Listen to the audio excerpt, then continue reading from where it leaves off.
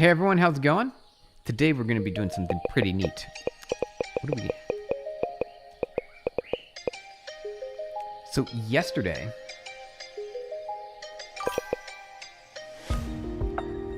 we set up... I had an idea. Yesterday I had an idea.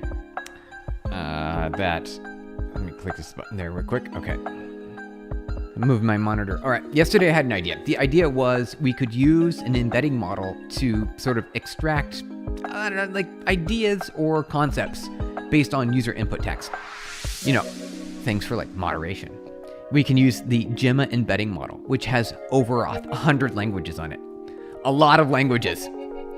This is pretty neat. This is exciting because what we could do is we can set a baseline language for various categories of words and phrases and things like that, like positivity, negativity, vulgarity, bullying, or a whole bunch of other like, just like, you know, like cheering, and sort of a whole bunch of words around those concepts.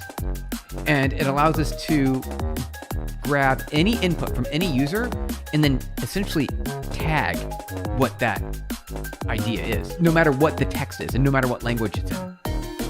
I think this would be a pretty neat idea. So what I want to do today is let's make a to-do list. I'll do a to-do list here. We want to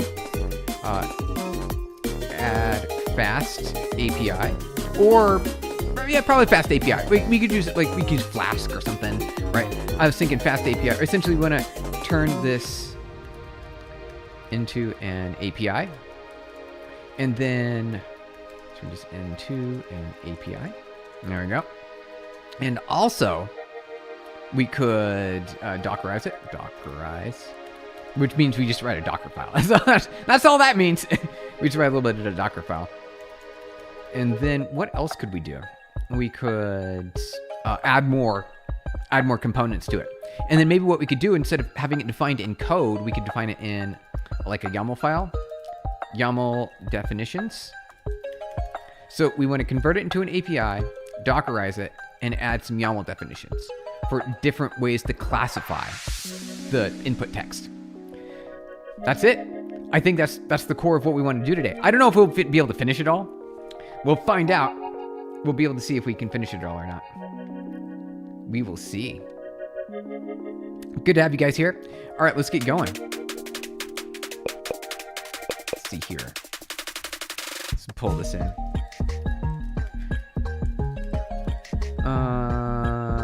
Let me check a few things before we head out. Before we get going here, I'm going to check a few things. What was I going to do? Yeah. Click some buttons. Okay. All right, sounds good to me.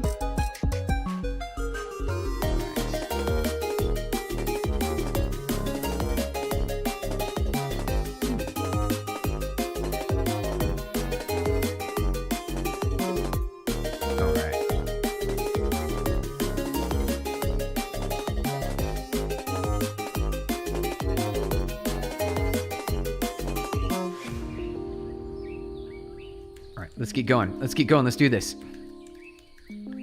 Okay. So we have, we need, let's simplify it first. So what I want to do is let's simplify the framework real quick, because we ended up yesterday with not having sort of a mix of frameworks. And I think we can just simplify it, especially since once we get the embedding, we don't need to run the model anymore on the GPU device. We could run the model on a CPU device. So let's simplify. All right, we'll simplify it. Perfect. All right, so we don't need torch anymore. Before I get rid of this, I want to make sure that these things look correct. So let me grab this. Also, it is already in a tensor here. So what I need to do is, you know what? I already know what the values are going to be, so we don't need. We can just simplify it. There we go. What do you know? Get rid of this, get rid of that. Wait. We want this. So I need to, we don't need this anymore.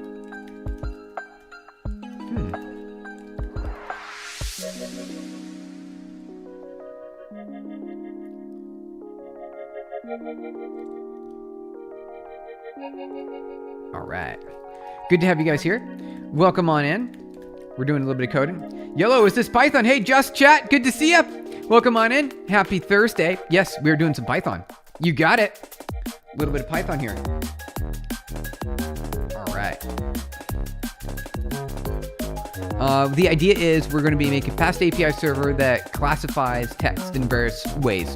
So we started with positivity, something really simple and easy. A little bit of positivity there. Happy, awesome, joy, good, excellent, nice, things like that. We should also have like a phrases like good job, amazing. I don't know. We'll figure out how to like separate this out, and then we need to have other kinds of classifications. So I want to grab this here. Nice, simple AI. We're keeping it simple. You know it. We're keeping it simple. We've got just a transformer. Well, it's not even a transformer. Sorry, we're the sentence transformer. The idea is we're going to be using Gemma embedding. So you see Gemma right here. It's just the beginning of a transformer model, just the start of it. Hey, Jinlu, good to see you. Hello, welcome on in. What are we coding? How's it going there, Thermal Man? Welcome on in. We are building off of what we built yesterday. Thank you for the hearts reactions, you guys. Appreciate it. We are building off of what we did yesterday. Hi, Kyle. Good to see you. Put some programmer memes in earlier. Oh, you did? All right. Well, we'll check them out. We'll check them out here at the end of stream. Thank you, Jinlo. Appreciate it. We are going to be building some we're just going to classify text, and we're going to make an API.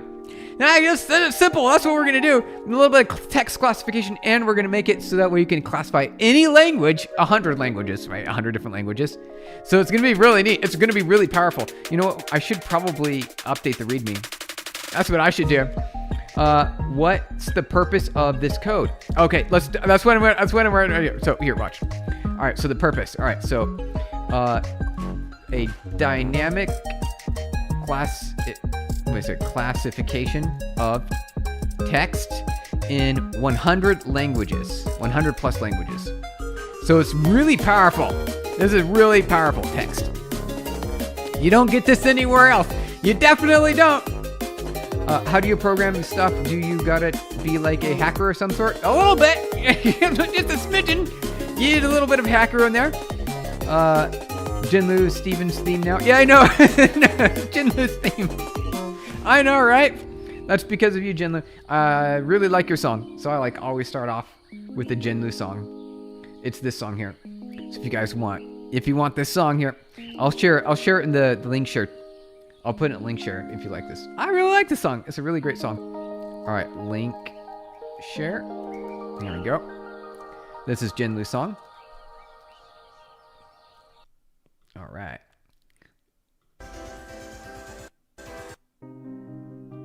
Okay. I was thinking about trying to make music again. Oh, Kyle, that would be great. You should do it. I learned how to make anti-cheat hack. Oh, you did? You made some anti-cheat? How do you do it? Did you do it based on the user inputs or the outputs? Or I'm really curious about it. I appreciate it. I know, right? It's great. I love that song. I love it. I play it for the first few minutes there on stream. It's gonna be the starting song. And I was thinking royalties. At some point, you'll be like, Steven, you gotta, there's gotta be some royalties, right? Some sort of royalties situation here, because you play the song so often. Buy C on DLL injectors. Oh, okay, just chat. So in that case, it's based on DLL injectors. Oh, interesting. Oh, really? So you're actually updating some libraries, some dynamically linked libraries, right? The DLLs. That's what they're called, DLLs. How's it going there? It's hacking. Welcome on in.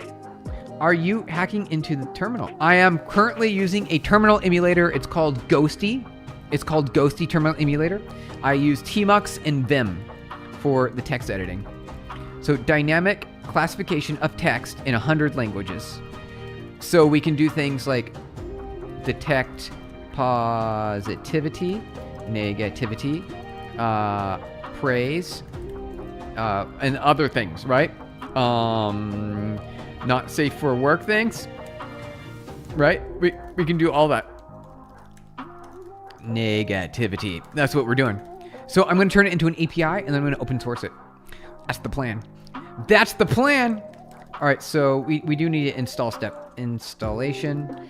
You do need to HG auth login. I think so. I'm pretty sure you have to do this. Shell. So basically you're on Linux. What distro are you using? I am using uname. See here, uname. There we go. Oh, you know what? I installed a little. I've got some errors. I installed something in the Claude earlier today. Apparently, it's a problem. Don't worry, we'll deal with it later.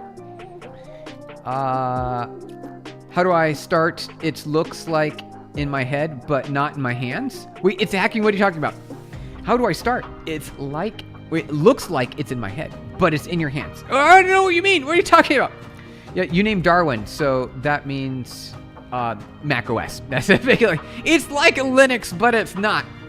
Can you detect the speed of a server or whatever? I used to do that on Chromebook. Control-Alt-Delete. Detect the speed of a server? Are you talking about APIs and stuff for that? Oh, hey, look at there. We got Bond. Wait, who is that? Bond of Fortune. Bond of Fortune, thank you for subscribing. Welcome on in. That makes me really happy to see you joining on in here. We are doing some coding. Thank you for the reactions and party poppers. How's it going? Thank you so much. API. Oh, API. Yes, a lot of APIs. You can do that. You can benchmark. You can say how fast it's going to, how many requests per second, what's the latency, how many things can happen all at once in terms of concurrency. Coding in general. That's pretty much what we're doing. That's what this channel is about. If you're into coding, and obviously the AI agents, they take care of all the code for us these days. So you don't really need to write it anymore. However, you know what? We're writing it live here. We are writing everything ourselves by hand. There we go. Shell, not hell. Thank you, Kyle. I missed that. Fixed shell. Thank you. I appreciate it. And then pip install -r requirements.txt. And there's a Docker run, or it's like Docker build -t. We call it vibe check. We're calling it vibe check. We can name it something different, though. I think this is a good idea. So this is installation and running. So you can run that with Docker. All right, so that's the plan. Well, we haven't built it yet, but we will. We'll build it. PsyOps triggering. A little bit there. Is there a lot of Mac OS Rices on Reddit? Jinlu, I don't know, because you can't really modify. You can't really vibe check. Exactly, we're vibe checking. It's difficult to rice a Mac OS because you can't really do much. There's not much customization. You get what you get. You get what you get with Mac. So, just not much. All right, let's simplify the code and run it really quick. So I want to simplify it. So let's make that the current task. Git status, git add. You type things without misspelling them. There we go. You sub. Hey, Bentley Vining. Hey, Bentley Vining. Thank you for the subscription. Appreciate it. Well, I'm a game dev, and I don't know how to promote my channel. I've been here on YouTube for more than 2 years, but never succeeded in popularity. Is there any tricks? I don't. There probably are. I mean, people do it all the time, right? So I assume, right? I'm pretty sure, though I don't know. How's it going there, Al Wahab? Good to see you. Welcome on in. Hey, Steven, good to see you.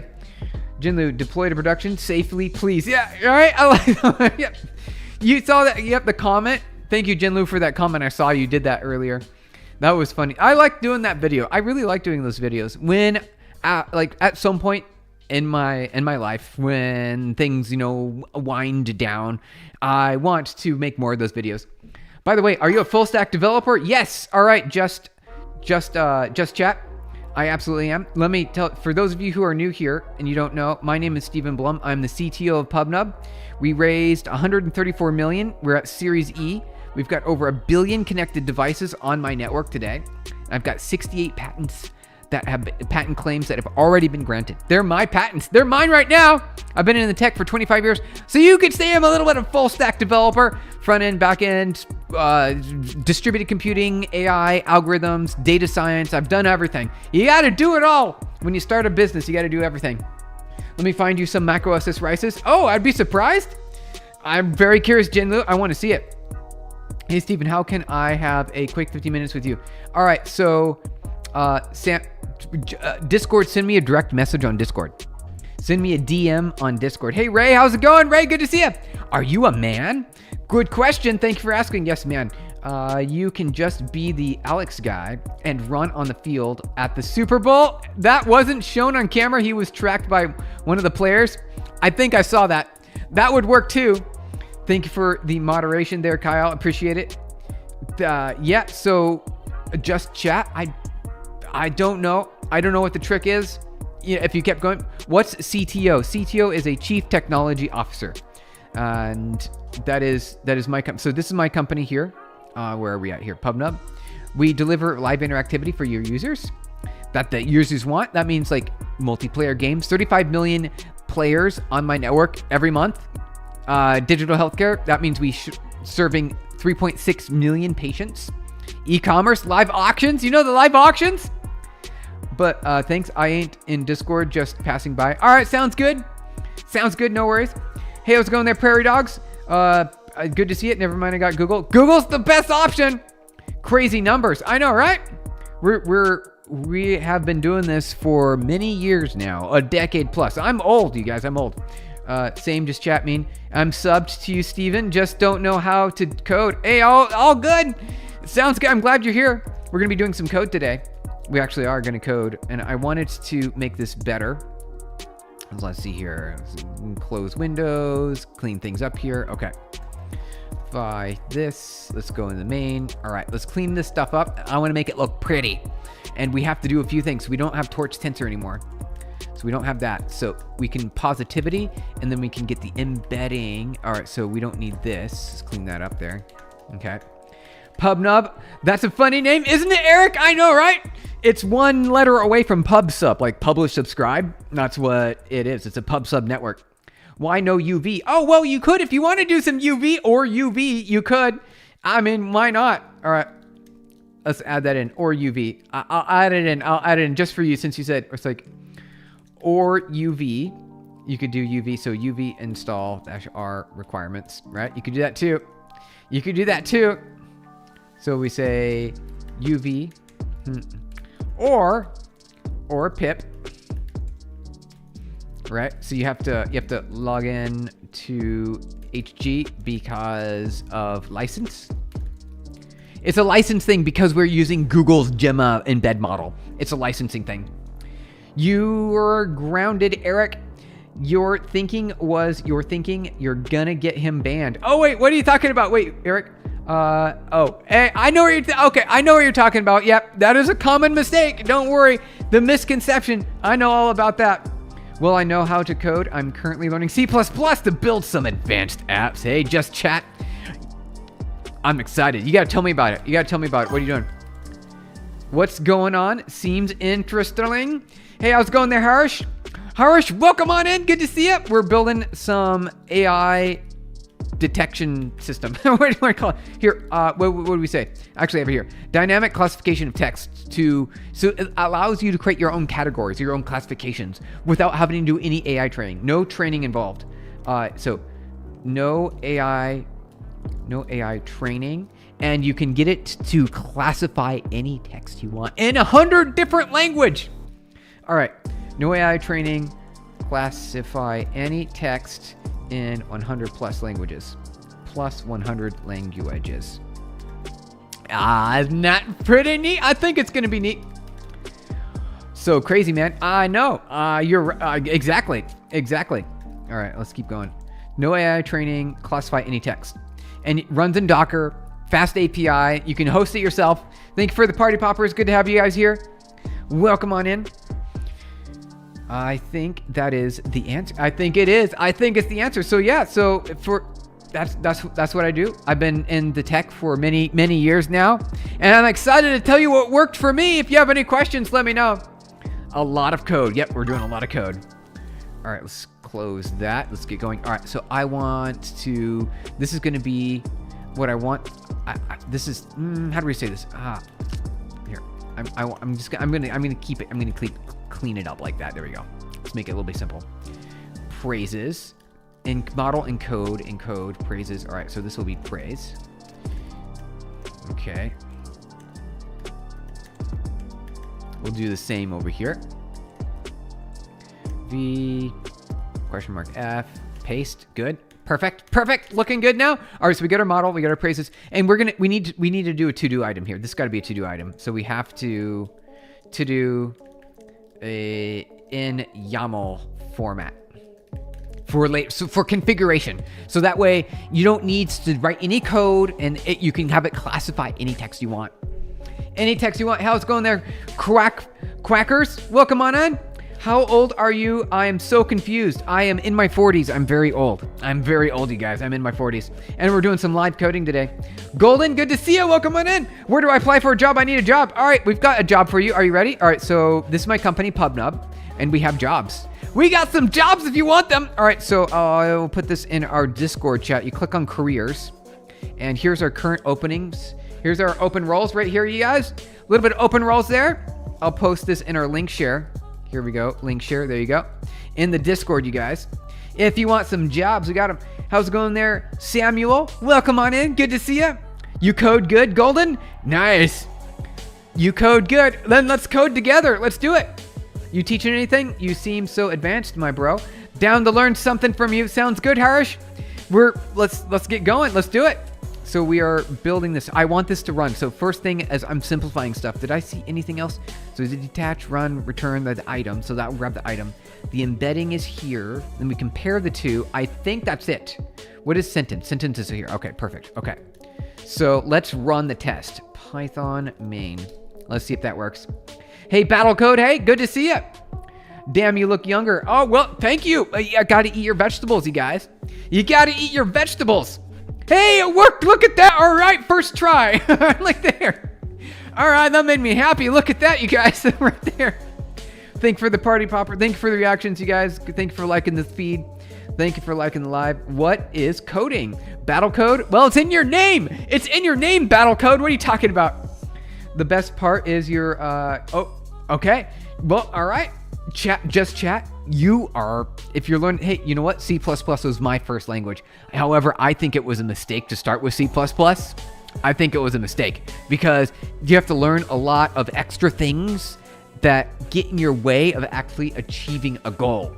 With C++, you need to learn all, memory management, what's stack versus heap memory. You need to understand how to access different system calls, different libraries that are system-based. You have to work with the compiler. You can make some accidents. You can do seg faults really easily. So I recommend Python, which is what we're writing right now as a first language. Hey, Battle Frogs on Sega. Hey, do you mean Battletoads? Was it called Battle Frogs? It was Battletoads, right? I like Battletoads on Sega, but with code. With code, yeah. Pointers, exactly, Golden, exactly, pointers. Why would deal with those pointers with the star symbol, right? What about double pointers? Battletoads, I remember Battletoads, Kyle. That was great. That was a great game. All right, you guys, let's keep going. All right, so we did this part. I didn't think it would go that fast. All right, let's open up our requirements file. So we need FastAPI. I think we need FastAPI. I'm pretty sure that'll work. Yeah, Battletoads. I figured that's what you meant. I figured. All right, so let me look up this, double check. I need to see the syntax for FastAPI really quick. FastAPI docs. All right, let's look at this. Let's make a simple FastAPI really quick. All I need is the introduction here. There we go. All right, now we're into it. All right, so standard. Oh, so FastAPI standard in quotes to ensure that it works on all terminals. Make sure you put this. Okay.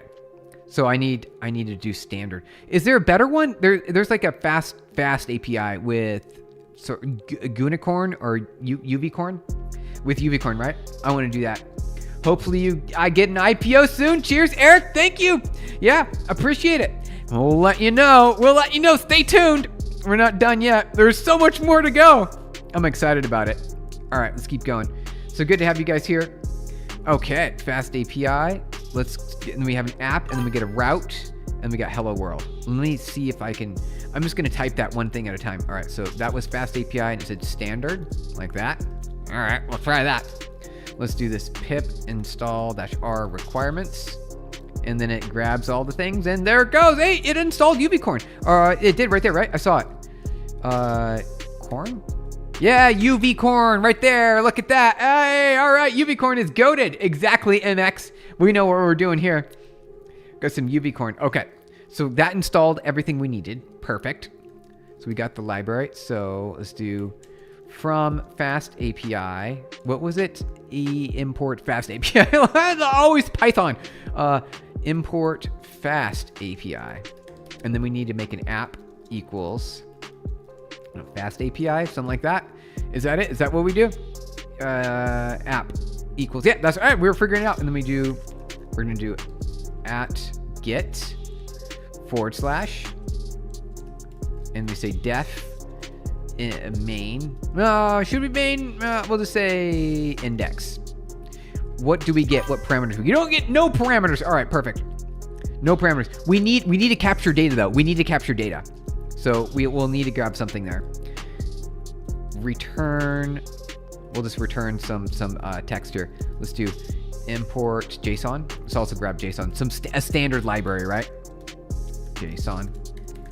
I'm new to the stream. What are we making? MX. We are building without training an AI model, you can categorize any text. It's going to be really neat. It's really neat. We proved it yesterday. We proved it that it worked yesterday, and it worked really well.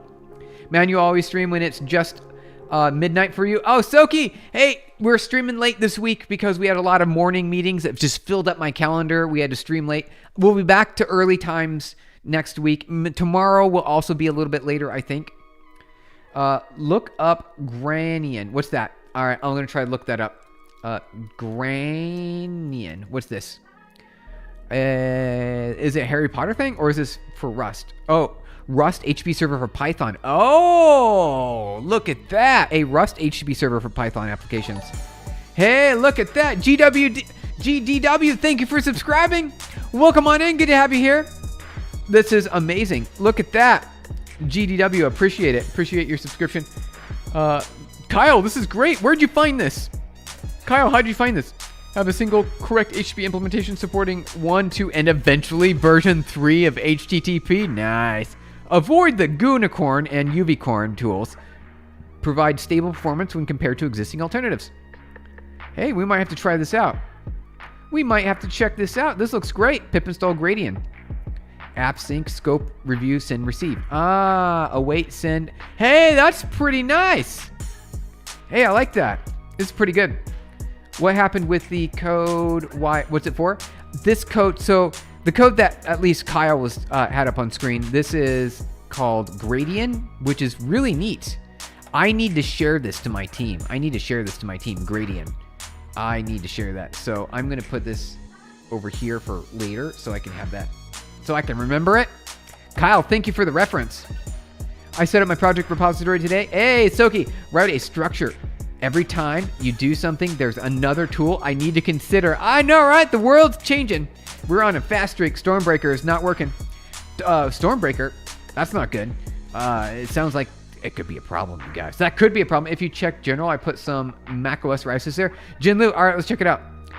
You need $5. Just kidding. Okay, Cal. All right, so you put that in general. Okay. So, oh, whoa, check this out. Take a look at this. All right. For the person requesting a video and editing stuff on YouTube, stop being boring. Oh, Kyle, thank you for that. So there was someone earlier in chat that was like, how do we grow on YouTube? This is a good, I want to check that out later. I need to check that out later. Thank you. Thank you, Kyle. Here are 2 Mac Rices you found. All right, let's take a look. Oh, very nice. Okay. So they did modify it quite a bit. Look at this. Okay, so their bar up here at the top is modified. That's pretty nice.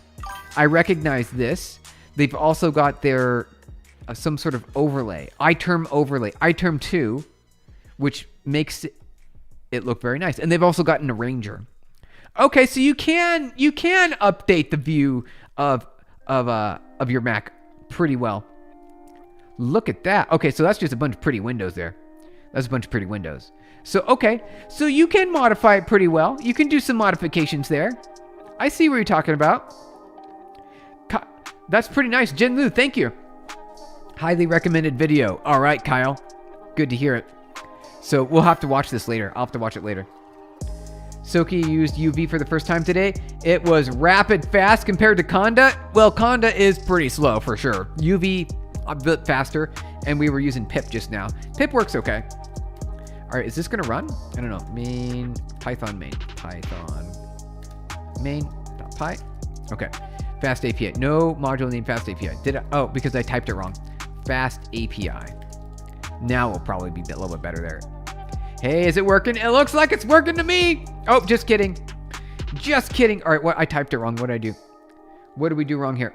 Let's find out. Let's see. App.get. App@.get. Okay, so we got to do app.get. Like that. Okay. All right. Got to get a little bit of struggle in there. A little bit of struggle so that way we learn, right? We got to learn. Any Mac is customizable with the right tools. Hey, good to know.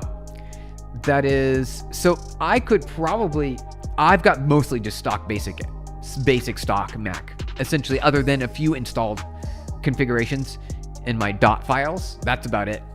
That's all I got. All right, so this will, what I need now is to capture the input from the user.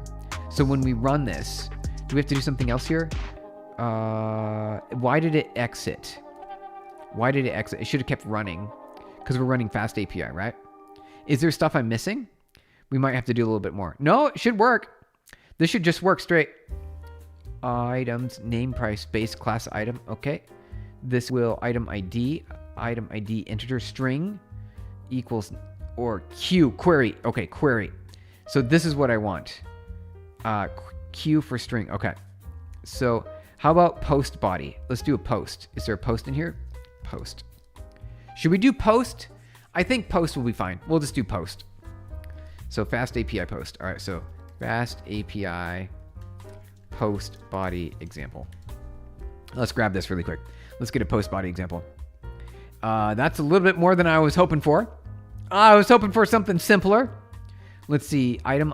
All right, items, sure, post. Where is the body though? Item. Oh. Define data structure for the request body using a Pydantic model. Okay. All right. So post sentence or post message. Okay. Let's try this. All right, let's try this. We'll create. So class content is a base model. Base model. And we need to import the base model from Python body. Okay, FastAPI. We need body and we need to add body in there. What about base model? Where'd base model? Oh, Pydantic. Do we have to do Pydantic? It sounds. Hey, Steven, DM'd you. All right, in Discord. Sounds good. We'll check it out after stream, you guys. Please consider replying to it whenever you have free. All right, sounds good. We'll get it going after stream, you guys. We'll get it going after stream. Sounds like a good idea. All right, so we got to do app post now. So let's do post instead of get. Post. Perfect. Okay. And then we need to run, we'll vibe on some text here. Text. Placeholder. This is placeholder. Placeholder for now. And we will be returning. Hey, what are you coding? Hey, Topper, good to see you. Welcome on in. We are coding where is it? Here. Here. It's essentially without training the AI, it's AI using an embedding model that can capture sentiment and classify text with any classification you want. Any classification. Over 100 languages. It's very nice. It's going to be great. And we proved that it works yesterday. And you can see some of the output here on the screen. And so you can see how close the values are in our classification. So it's going to be pretty good. Hey, good morning. Hey, Ram, good to see you. Welcome on in. Good to have you here. We're building some FastAPI with Gemma Embed 300 million parameter model. This is just the embedding layer, and it gives you back a whole bunch of numbers. And what you can do with that, though, is create a baseline sentence that captures a lot of the keywords that will essentially classify a text between 0 and 100. So 0% is like way off, or 100, which is like full on spot perfect. There we go. You guys are trying to do some sort of night bot stuff. Yeah, so we don't have any night bot installed on the stream. the commands would be nice though, right? Would be nice in the future. All right. I know, flip with Kyle. Kyle, exactly. We'll make it someday. For now, though, we're coding. Hey, Sumit. Hi, Sumit. Thank you for subscribing. Welcome on in. Good to have you here. Happy Thursday. We're actually writing some code now, and we've got some plans for the future. All right, so we're not just writing code for the sake of it. We will be open sourcing this project so that way you can classify any text in 100 languages. It'll support it. Even if you're classifying text in English, you will be able to capture the semantic meaning identical in other languages. It's really neat. This is a really powerful feature. 100 languages, any classification you want. It's classroom safe, right? You could do whatever you want. Anything. Ram, I want to ask something. If a student goes for a data analyst job without any certificates and have knowledge and projects, can he get a role even if you don't have a good CLG degree in computer science? Yes, 100% you can. You know why? Well, I'll tell you why. Because with data science, computer science in general, you can learn everything that you want on the internet completely for free. There's nothing to hold. You don't have to pay for anything. You can be, and usually the ones who do that, the self-learners, are better coders than the university learners. I know that might be like, wait a second, I have a degree and I'm a pretty good coder. Sure, you could be. Here's the thing though, you put a lot of effort into it. You can bypass you can essentially get a good enough grade to graduate and get a degree and certificate and not know anything at all in computer science. You don't need, especially today, the AI can do all your homework for you. So, you know what? You can get through college and get a degree and have no knowledge whatsoever. So the self-learners like yourself, the autodidact, you're an autodidact. That means that you actually have a core knowledge base that you can bring as value into a company. So there you go. There's a repo. Put in a link. Share. By the way, take your time though. Oh, Jinlu sounds good. We'll take a look at it. Harvard.com. Learn free. Kyle. Hey, Kyle, you know it. Wow, Kyle, you constantly impressed me. You are impressive. You know these things. Like Harvard, completely free. All the courses online. You don't have to pay for a single class, and they're recorded. They're all recorded. So you can just sit there like you were in the classroom and then listen to the teachers. Yep, C's get degrees. Exactly, Jake, you got it. C's get degrees. Highly competitive. It's most likely in startups and small companies. That's a good point, Golden. So start looking for startups. That's actually a good entry point. It's a good entry point. Do startups because they won't filter you out as much. Find the small companies and join them. Clipped for your personal video archive. There you go. Nice. That's great, Kyle. All right. I want to take a look at Jinlu's. Got a link share here for us. A repository I've contributed to. Let's take a look. What do you got here? We're doing a little bit of code review, and then we'll jump back to the code here in a sec. We will get back to it. All right. What do we got here? Let's see. Arch Hyperland. Oh, wait. If you need help installing, troubleshooting Discord, what is this? A labor of passion, consider rewarding with a star. Okay. Oh, like clicking the star button? Here, I'll click the star button. All right, click the star button. There is a brand new dust control center. What is this? What are we looking at here? What? Oh, and then you said, Jinlu, you contributed to it? Look at the contributors. Are you on the list? I should be able to see see what you've done here. Oh, wait. Where's the list? Jan. Hey, look at that. You have contributed right there. I should have known. I saw your logo. Jinlu. I saw your logo. All right, let's see. What did you contribute? Let me find out. What did you contribute? Can we see? Is it going to show? Or is it view as table? Commits. Oh, hey, that's a lot of commits. You did a lot. So you have contributed quite a bit. It's basically a distro. Oh, it is? Okay. So this a Linux distro, you're saying?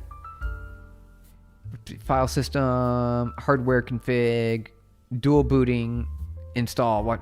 Users who already have fresh unconfigured Arch Linux installed with Hyperland, set up either via the Arch install script. Okay, so you're dual booting. Git clone. Okay. I'm just reading through. I'm trying to understand. The steep learning curve with the key bindings. Controls the space key binding cheat sheet. Okay. So that's neat. You've got some extra key bindings in there. I'm just reading through this real quick. What is this? Music recognition allows you to look up what music is playing. Wait, hold on. I've purposely decided not to quick shell for anything interested in keeping as lightweight as possible. Quick shell can quickly add to RAM and slow down your system. Therefore, everything is a user-friendly TUI. Everything's a user-friendly TUI to keep it snappy and lightweight. So the whole thing is a terminal? Whole host of features. Read below. Music, circle to search, TUI chain, hyperland. That's pretty great. You just subscribed? Nice. You subscribed with Kyle too? Very nice. Definitely subscribe to Kyle, you guys. Flip with Kyle. He's got a pretty interesting and powerful, very capable startup that he's currently working on. It is great. He's doing a lot of things that are all very the right way. MIT, of course, Aware is so cool. MIT is the right one. MIT, you guys. If you check the comment history, you will, and filter for my user, you can find what you did. All right, let's do it. Commit history.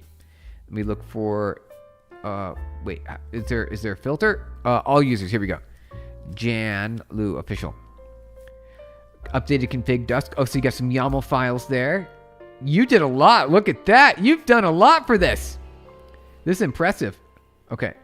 Taking a look here. Okay, so you modified that. When you turn it to 0 to 1. All right. What else you got? 0 to 1. Okay. And then, oh, it looks like you fixed something here. As integer equals self. Okay. I'm not familiar with this. I don't know what that does. Also, really, you're using, this is interesting to see here. You don't usually see the caret operator being used. Get blame. That will work too, Golden. You know it. That'll work too. Get blame. All right. What else you got? Let's see. 0, 0, 0.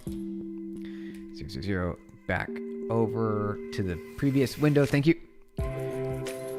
All right. What else we got? No, we just saw that one. All right. Let's go. What about Windows rules? Okay. So you added a window rule. Forces 100% opacity specifically for Figma. Oh. That seems useful, right? If the title matches, opacity on, because you don't need translucency, especially you don't want it on when you're dealing with Figma. When you're dealing with Figma. Just subscribe to Janlu too. Great. So many cool people on here. Nice. Golden, that's fantastic. Forces 100% opacity. All right. This is great for Firefox. Looking good. Remove cache files. I just deleted something. All right, so you're doing some housekeeping. That's nice. Doing some housekeeping there. And then you're adding a lot. Oh, you added a whole CSS file. Really? User scripts, systems, rework Janlu, dusk style. Sidebar. So it looks like you did.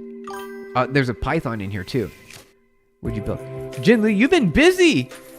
You've been doing a lot. This is great. Properties, stack. I'm trying to read this. So it looks like window management, action row. Some UI, a whole bunch of UI stuff here. Button row, buttons, zooming in here. On button click, yep. Handle button click. Oh, well, I assumed. I assumed as much. That's a lot to handle button click. What is...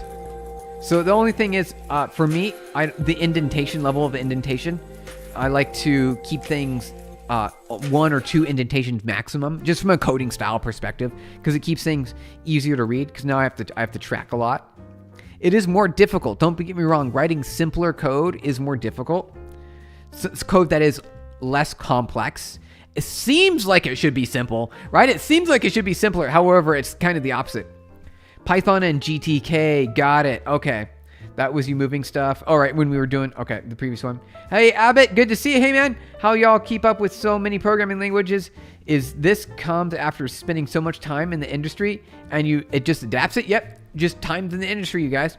That's what it is. Just some time in the industry. A lot of Python here. Simple label row. Label the row. Okay. GTK. Okay. So you're updating the UI with a label. Okay.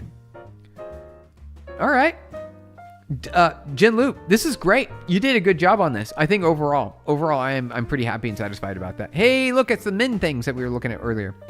This is the opacity, or what is this? Lower, upper, min, max, orientation, horizontal. I actually kind of want to know what this is. Sidebar. Oh, okay. It's the sidebar. It's a horizontal sidebar.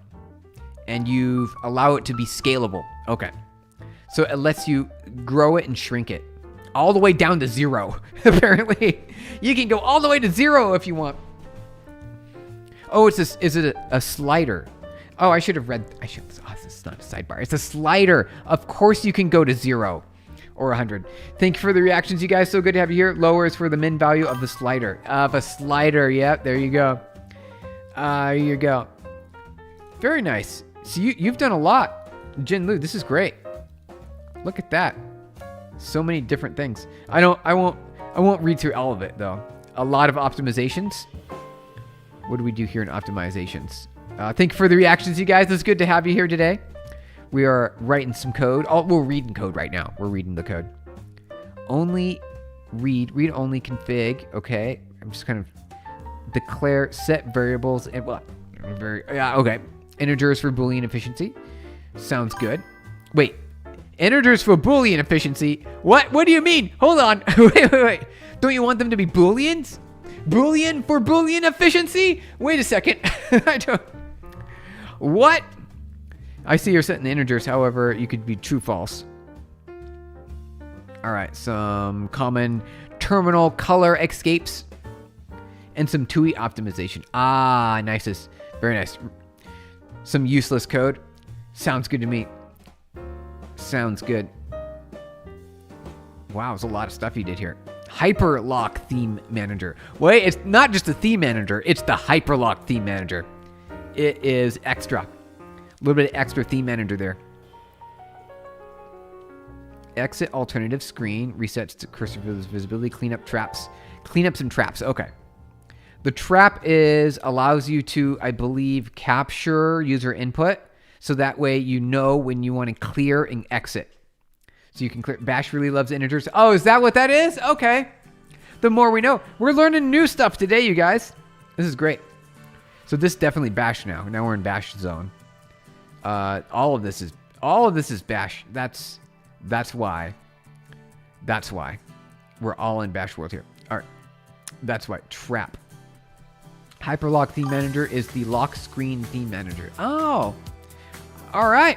See, Jinlu is teaching us new things, you guys. We're learning new things. All right, let's keep on going. You guys. Okay. So I'm going to jump back over to, because I want to actually get the project on the way. This is really neat, Jinlu. This is just your internet, or are there frame drops? Oh, you're right. There are frame drops. You're right. Yes, you're right. You're right, there are, and I don't know why. Of course, there always has to be something going on, right? Okay, let's see if we can get our 5G going here. Yep, you're right. Sorry about that, you guys. Oh, I was hoping that we were going to have a whole bunch of good streams. All right, I'm going to turn on the 5G and try to get that going. Try to get the 5G going, you guys. 1 second. Apologies. Let's see, switching to 5G. 1 moment. All right. So now we are on good Wi-Fi. Okay. I blame broadband because why not? Exactly. That seems to be the case.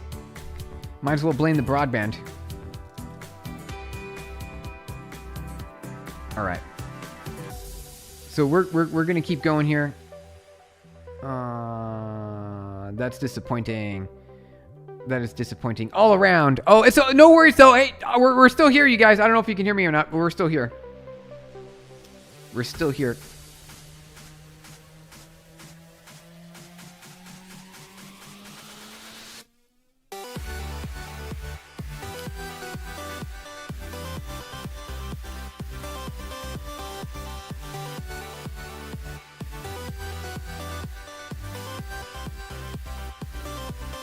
So I don't know if you guys can hear me or not, but I'm still here.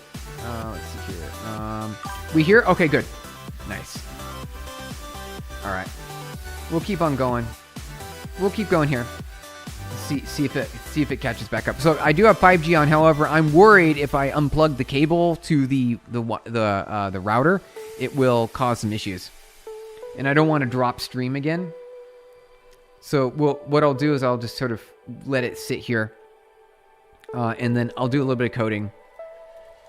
We can hear you, but the video is a PowerPoint. Hey, all right, no worries, Jinlu. Thank you for mentioning it. So at least you guys can hear me okay. At least you can hear me okay. So we'll keep on going here. I would like to continue with this project here. And then someday we'll make it good here. Someday we'll make it. Yeah, we're dropping a lot of frames. I can see it. We're dropping so many frames, you guys. But we're here, don't worry. All right, let's keep going. All right. FastAPI, replace byte holder. Does this still run? All right, I'm going to make sure this still runs. Base model. Right. Okay. Then we need to import.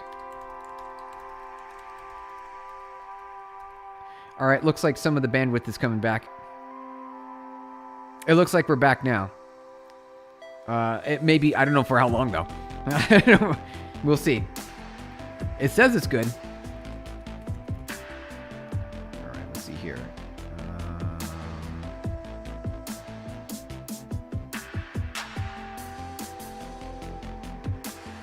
Okay. Yeah, it looks like we're back now. 0.5, yeah, a half a frame per second. Hey, no worries.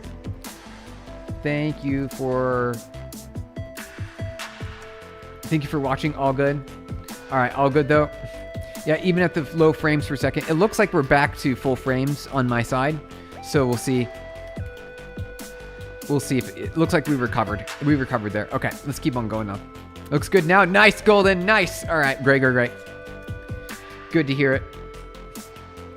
All right, let's see if we can keep on going here. All right, I think that will be a good plan. All right, so we've got the new base model. All right, so I need to so was it Pydantic from import base model. Okay. There were some spikes on the down detector for AWS again. Was there, Jinlu? It's the AWS. Yeah, it could have been a challenge with the AWS there. It could have. You playing AWS? Yeah, there you go. Hey, Ando, good to see you. Welcome on in. Good to have you guys here. That's the truth. It happens. It does. And so that way, at least at my company, what we do. So, right. So for those of you here, my company PubNub, we deploy all of our software in all of Amazon's data centers, not just US East 1. We deploy it in like US West, US West 1, US West 2, and in Europe and in Asia and all over. We deploy everywhere. So that way, when you connect to my API, you connect to the closest data center. So even if US East 1 goes down, our software is still up and running. It's still up and running. All right, so let's keep going. So base model, this will be, where we go here? I want to see here. We need it to be message or text is a string. Okay, just double checking. Text, all right, content text. So that way if we post, you know what? I just want the raw post body. That's what I want. That's what I want. I just want the raw post body. Can I just get the raw post body instead of doing all this extra stuff? Let's go over here and see. I just want the raw post body.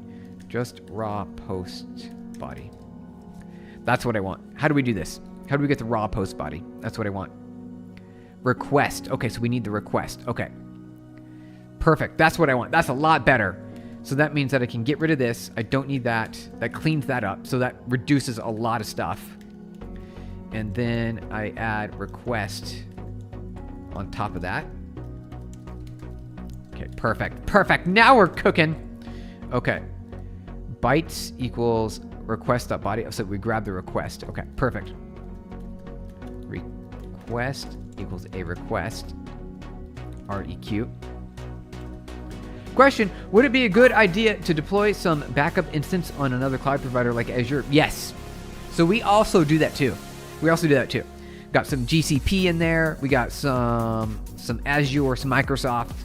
Yeah, so multi-cloud. It's even more redundancy at that point, right? In case AWS goes down completely, yep, in case they're completely gone, then you always have a backup plan. There you go. Now you're thinking, Jinlu. Because could they all go down at the same time? Well, maybe. Now that I said it, I don't know. You just got to be careful, though, because the best you can do is be as redundant as possible. Have as many fault tolerances as you possibly can. Deploying your software not only on Amazon's different data centers, and on other data center providers like Google and Microsoft Azure. That's a good idea, Jinlu. Multi-vendor support. Await body equals request. Wait, let me tell you. REQUEST.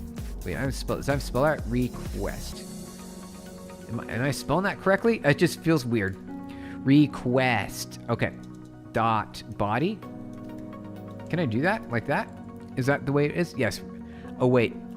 Here we go. Got to put that in the right spot. Okay. Chances are low. Never zero. Yeah, exactly. Okay, let's keep going here. So post / request body vibe. And so what I want to do is convert that into text, raw bytes, and then I need to convert it to text. Okay. So text equals body dot d. Is it encode? Encode UTF-8. Did I do that right? Or decode? We gotta decode it. De-encode. Decode. Perfect. PowerPoint is back. Oh no, you're right. Sorry about that, you guys. I know what I want to make sure is not to end the stream. So, because what can happen is I can end the stream and it will be problematic. Oh, okay. So now it looks like it's a little bit okay. It looks like we're okay now. I don't know. I see it. It says it's back. It says it's back. We might have a few blips here and there for today, at least. Let's keep coding though. Let's keep coding. Let's not stop. Even we don't need the internet right now. We're fine. All right, looks like it's stabilized again.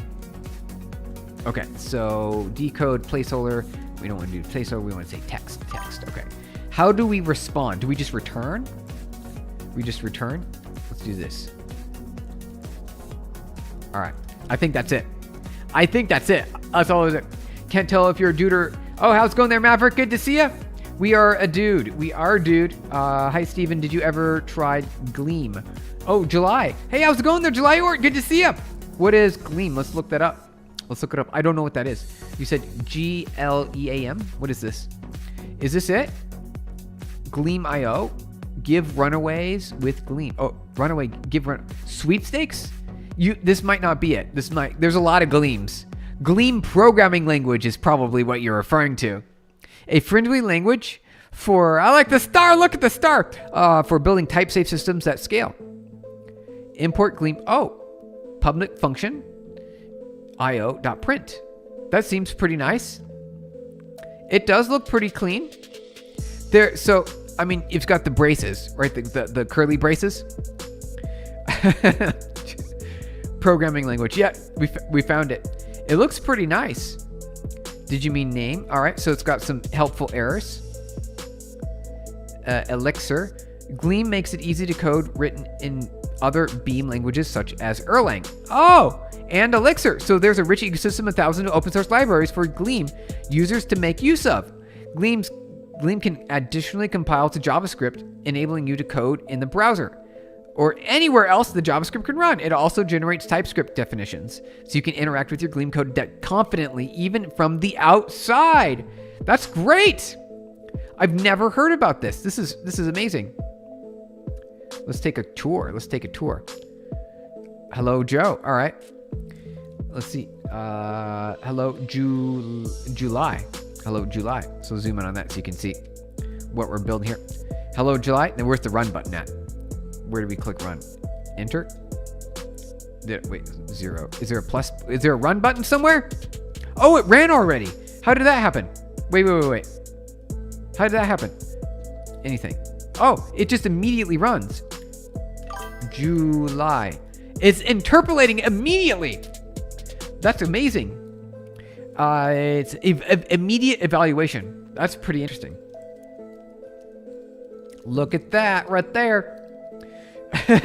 Do you know there is a way you can make your environment variables like API keys available to use to users of your program without them having to have their own? Soki, well, for sure. Yeah, there's a lot of ways to do that. What's the way that you're describing? I'm kind of curious. Tell me more. Tell me what you were describing. I'm kind of curious.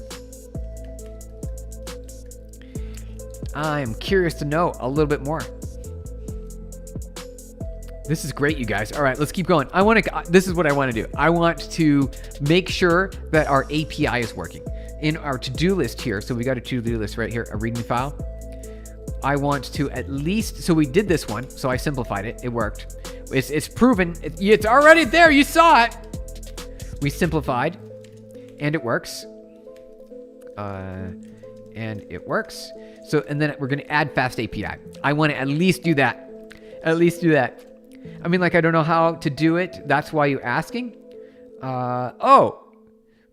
Sure. There are a lot of ways. Okay, so do you know, is there a way you can make environment variables available to use to users of your program without them having to have their own?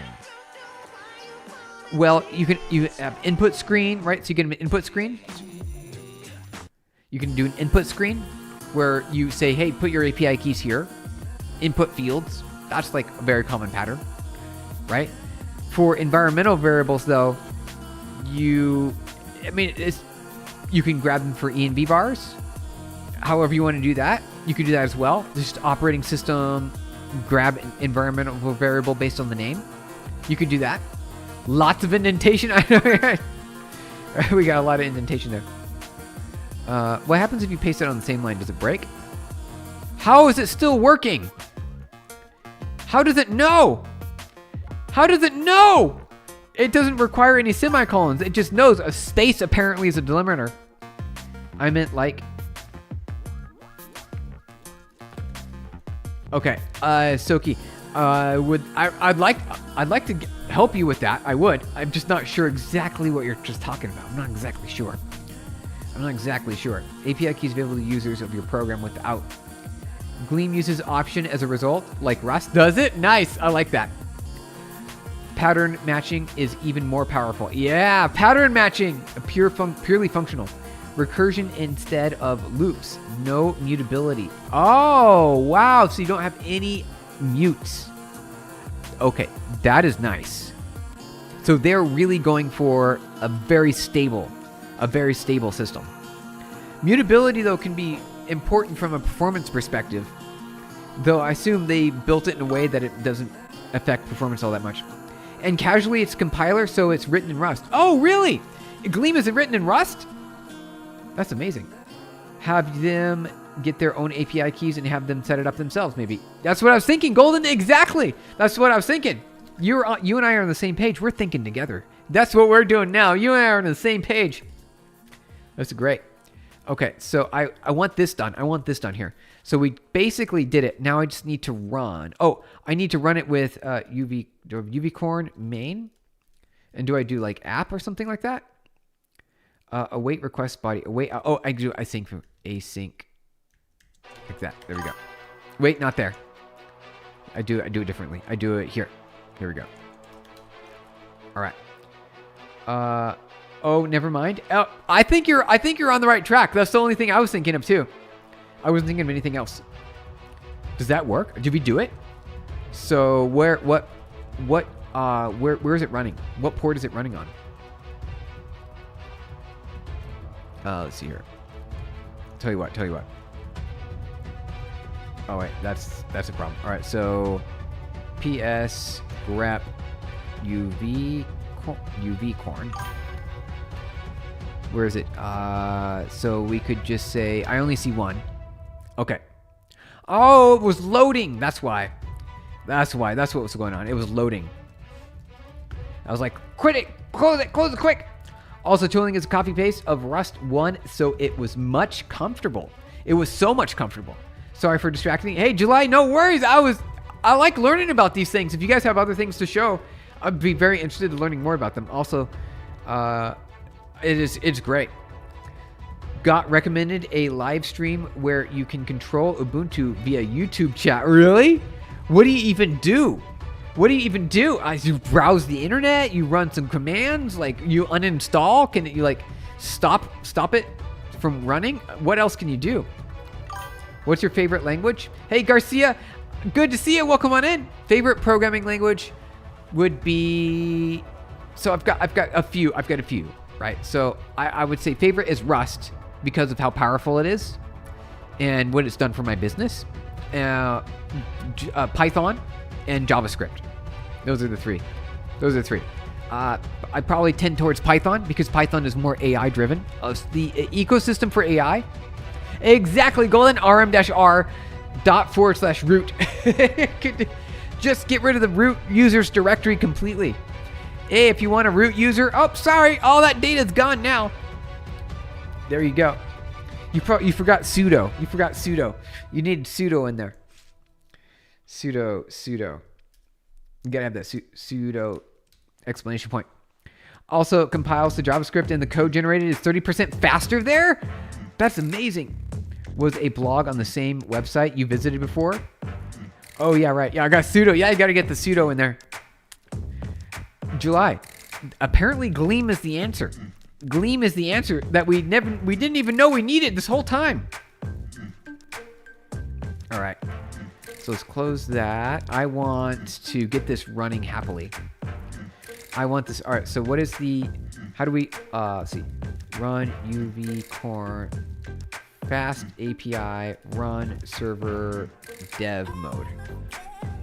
What are we building, Garcia? We are building an AI that can classify any text in 100 languages. And you only have to define your classifications with a YAML file, and it can be in any language you want. It could be any language. You can create any classification. So, like how positive the sentence is, how negative it is, how not safe for work it is. Is there any like bullying in the text? Like you could classify it however you want. A dynamic classification system. It's gonna be really neat, and it's all fully customizable, and it will support 100 languages. So you can build your own business around it, your own API. I'm gonna open source it. So you can build it's an AI powered system running on Google's 300 million Gemma embed model. It's the Gemma embed model. And it's fast, it's powerful, and it will be GPU accelerated. So you can run it on a GPU server. You could also run it on you can run it on a CPU as well. You almost lost a minute behind on the stream. Oh, Jin Lu. That's probably because we had a little blips in there. We've got a few blips in there. Is Rust a good language to develop CAE and CAD softwares? It probably, Ellie. I think so, right? Because it has support for C bind. It's easy to get C bindings in there. You can run it with C, and it allows you to integrate into most systems pretty easily. It's also got memory safety, type safety, of course, concurrency safety. So it's got a whole bunch of things that you never knew you wanted. It's great. Why don't you use AI to write your code to replace Googling? Well, you know what? Because I do that. I actually do. That's what I do every day. Every day I've got Claude Code or Codex or Gemini up and running on my terminal window. I do the vibe coding, you guys. During stream, we do live coding with the keyboard. Live coding on the keyboard because we're keeping our skills up to speed, you guys. Keeping our skills up to speed. And so I like to do that with typing. Typing will help me memorize and keep things fresh. Very curious about the pure functional languages. Haskell, yep, like Haskell. You can do it in JavaScript too. JavaScript supports it. Slop to learn. It's a lot. It is. I think Gleam is a less steep. It's a steep slope. It's a steeply sloped to learn. It's steeply sloped. Gleam looks easy though. Gleam looks great.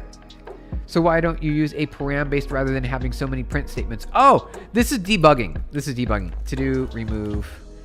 This is just for debugging. Yeah, don't worry. That's just debugging, laptop doctor. Don't worry. That's just for debugging. Hey, we're good to go. All right. So I want to test it out. All right. Yep. All right. Yep. FastAPI dev main. Okay. Let's do this. FastAPI dev main.py. All right. So let's run it. starting development server. Looking good. All right. Things are happening. Difference between BW JavaScript and PHP and .NET. Well, you named a whole bunch of different things there. So JavaScript is an old programming language. So is PHP. JavaScript has been around for quite a while. It is the world's largest, most utilized language because of the web. It is the prominent language for web. TypeScript is also a part of that. It is a superset of JavaScript, which means it adds more to the language. TypeScript adds type annotations that need to be transpiled back into JavaScript. The web browsers these days, I don't think they have direct and native support for TypeScript. You can use TypeScript as a type checker when you're building your application to prevent common errors, right? Type safety. JavaScript does not have that built in by default. PHP is a server-side only language. Facebook, they wrote their entire stack in PHP. All of Facebook.com. They added a new compiler. Hey, how's it going there? What do you say? Ahmed? Ahmed, thanks for subscribing. Welcome in. Good to have you here. Appreciate it. Good to have you here. You joined the right channel for software engineering. We do a lot of software engineering, mostly Python and AI. That's what we're focusing on. We will be doing some JavaScript though. The plan next week, we're going to be doing some JavaScript. Quantified Quantum had a really good idea for some JavaScript project. I think you guys are going to like it. Next week on Monday next week, we're going to get started. It's going to be really exciting. PHP called Hip Hop. Facebook made a compiler for PHP that compiles PHP to C. They called it Hip Hop. And it makes your PHP go the speed of C. So it's a lot faster. They had to do it because of scale. JavaScript is old. In other news, grass is green. I know, right, Jen? I know. PHP is server renders. Yes, Garcia. Exactly. Garcia, you know it. PHP is a server-side language. You're into JavaScript. Hey, how's it going there? Motoko777. I must say, you're a programming savant, brother. Hey, thank you. Yeah, we've been doing this for a little while. We've definitely been doing this for a little while. So good to have you guys here. All right, so for those of you who don't know who I am, I'm Stephen Blum. I'm the CTO and co-founder of PubNub. I started this company more than a decade ago. We raised $134 million. Venture capital. We're at a Series E. I have 1 billion devices connected to my network right now. 68 patent claims that have been granted. They're granted. I actually have them. 25 years in tech. I've been doing this for a long time, you guys. I'm old now. Thank you for the hearts and reactions. And I'm really excited. I'll let you know what worked for me. I'll help you guys. I'll help you guys if you have any questions. Why are bug hunters talking about JavaScript? Bug hunters are talking about JavaScript. Well, there's a lot of bugs in JavaScript code that people write, mostly because the early internet had a lot of bad advice. It did. It had a lot of terrible advice on how to use JavaScript.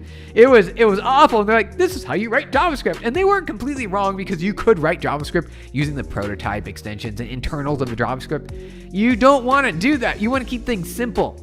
You want to minimize it. Do JavaScript without the script, right? Just the Java. Are you talking about the Java? They're completely different languages, right? You got Java and you got JavaScript. Not related at all. Not at all related. JavaScript is a better language than Java, I think. I think it's a better language. It's so good to have you guys here. So that's me, and this is my company, PubNub. We've been, that's the job openings that we got. So we do have a lot of job openings at PubNub. We deliver live interactivity that users want. We are an API provider. So you take a look, and we allow you to send and receive messages. Simple, by adding a listener, and then you can publish data to that listener. And that listener can be anywhere in the world. Anywhere in the world. What is the company? The company is called PubNub. I'll type it in chat. PubNub. Do Google search on it.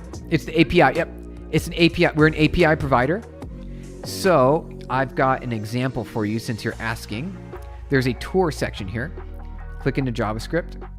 Click next. And we'll zoom in. So we can say here, oh, what do you do? Oh, code. How's it going there, code 28? Jojo. I am the CTO at PubNub. I write code. I talk to customers. I meet with teams. I read code. I do code reviews. Every so often, I do. What else do I do? I talk with people. I don't know. A little bit of everything. At my company. So you've got a send and receive API, right? So you can send a message Chief Technology Officer, right? Exactly, you guys. Do you like pesos and the sandwich place? I don't know what that is. Hey, user, good to see you, user. So you could say right? Co 28. And you can also say golden st8_ct if you wanted to. And then a little bit of Jan Lu, right? Some Jen Lu in there as well. Official. And _OUERF. All right, so we've got some text here, right? We've got a little bit of text in here. And we've got a subscription on the other side. So I published that data. It sends it. I'm sending and receiving to my own computer on my laptop, basically, right? I'm sending and receiving. However, that I can send and receive from anywhere else on the entire planet. Anywhere on the entire planet. What do your company do, bro? We are an API provider, a platform provider for communication. So I'll give you some examples. So sports and media entertainment, like the sports score updates in the app, you can see updates. Multiplayer games. If you played a game on the internet and you play with other people, you're using my technology. Digital healthcare, teledoc, telemedicine. When you're talking with a doctor, right? E-commerce. You're placing bids. Hey, Waynes, thank you for subscribing. Great to have you here. Happy Thursday. So this is what I do. Fintech, stock tick quote updates. If you press the order button on a delivery app to get food, that's my company, you guys. That's what I do. Why is the code example not using a monospace font? Oh, is it not? I thought it was. Was it not? Let's see. Oh, you're right. It's not. You're right. It's not. I suppose that's something that we could fix, right? Fintech, show me an example. Okay. Fintech. All right, let's do some fintech. All right, where do we go? Developers. Is there a tutorials? All right, so let's see here. Is there any fintech here? I know we got some. Around here somewhere. Let's see, maybe it's on the second page. Where'd it go? I should know this. Maybe there's something adjacent that I could show you. Okay, so I'll show you this. So, let's see, JavaScript here. Is there a live example? Let me just zoom in on it. I'll zoom in on it. So you can see, for example, data is being sent to a dashboard, like maybe your financial dashboard. You can see the changes in prices. So this is just a screenshot. It's a static screenshot. This is an example of fintech. I know we have some somewhere. I'd have to find them. PubNub stock quote demo. Do we have that around here? Here we go. All right. So this is like an example. You can see these would all like flicker. The prices would change. You'd see different things like that. So that's like an example. That's an easy way to send and receive data. Easy way to send. That's what my company does. Are you a hardcore software dev? Yes. Yes is the answer. I count because I've been doing it for so long. You've been trying to build the C core SDK, only get the A files, not any of the header files. Oh, well, that helps. Get a little bit of the header files. Bad day when it's fully read. I know, right? Because everything's down. Code 28. It's pretty neat. You can send. So here, let's see if I can give you an example with the tour. So what you can do is, I'll keep going. We'll get back to our coding here in a second, since code 28 was asking. So you could say, I don't know, let's say like, for example, AAPL, which is the Apple stock ticker. You could give it, say, the price of $200, like that. You could say publish, and you can see the Apple stock quote was sent right there. There you go. You can see it sent right there. Let me zoom out a little bit so you can see more. So let's bring it up to $300. Publish. So you can see it published into 300. And that will be, everyone on this in the app will see that live the moment that it happens. So you can send and receive data from anywhere on the planet to anywhere. Show me something else in the example, bro. All right, let's see something else in the examples. All right, tutorials. Let us look at, there's a drawing collaboration one. Is there, so you could like have a shared whiteboard, right? So you could draw. You can see different users and how they're drawing on the screen all at once. You can see different examples there. That's a pretty good one. That one's pretty illustrative. There's also delivery. right? So you can see where the car is on the map, where the drivers are, maybe where a delivery package is. You press the order button for your burrito. You want to see where your food's at because it's lunchtime and you're hungry. Show me some in the gaming, bro. Okay. Do we have any? Let me see. I know we have some live games. All right. So PubNub multiplayer game. I know we got some. Let's open up a few here. We got quite a few. We've got videos. Let's see here. How to build. All right. Do we have a whole bunch of code? What would be nice if I could show you an actual running app. That would be even better. Hi guys, my name is that was Jordan from many years ago. Jordan. I'm here to tell you today how to build a See you, Stephen. July. Sounds good. Good to see you, July. Awesome Oh wait, I don't have to do all the formatted message string. Oh, you sure don't. You can be whatever you want. That's so much more practical, isn't it, Jinlu? Yeah. WhatsApp API and integration. Yep, you got it. 100%. You got it. Just click the link below. And now, let's get started. Step 1, set up your PubNub key. In order to use PubNub in your application, you have to set up your PubNub keys using this simple code. You can get your PubNub keys by creating an account on pubnub.com and going to the PubNub admin dashboard. Step 2, subscribe to a channel. Let's build a multiplayer game and stream. That's the plan for Monday. Hey, Jinlu, you figured it out what we're going to do. That's what we're doing on Monday. We will be, it's multiplayer-ish, right? Multiplayer-ish. It'll be neat. I'm really excited about it. It's been done before, so it's not novel. It will still be a lot of fun. It'll still be a lot of fun. Call the send message function and pass it the left arrow key was pressed down. Then I know, and well, that's the plan. Nice, yeah. We'll see how like interactive and exciting it can be. Well, see, here it is. That's what I'm talking about. Multiplayer game. So you can build a multiplayer game. You can actually play this. This is live somewhere. I don't know where it's at. And then you can have multiple users playing on the screen at the same time. Are you going to write a AAA game in any... Yeah, exactly, Drift. Hey, Drift Junkie. Drift Junkie, good to see you. Probably not a AAA game. See, here you go. Here's the multiplayer part. You can see it, the multiplayer part right here. When they're going right, it moves them 1 pixel per frame to the right. Yes, it's that easy. The code's available for download on GitHub. Go check it out. And if you have any questions, reach out. PubNub. Thank you so much for that. Yeah. Yeah, that's my company, you guys. So there's an example. You can build multiplayer games, tic-tac-toe, right? Whatever you want. Here it is. Here's the source code. So if you want, I'll put this on our Discord. I'll put this on our Discord under link share. Under link share. Nice. What's Clawbot? What is used for? Is it harmful for Windows? Hey, battle code. So OpenClaw or ClawBot is, what is it? OpenClaw, ClawBot, and MoltBot. So it's been renamed a few times. It's called OpenClaw now. OpenClaw is a virtual AI assistant that is powered by a large language model that runs on your computer. And it will do it does work for you. Like it can answer emails, you can ask it to send text messages, you could ask it to order food for you, you could ask it to order things like off of Amazon. It's essentially an AI personal assistant. It's really neat. It's really neat. You should try it out. Be careful though.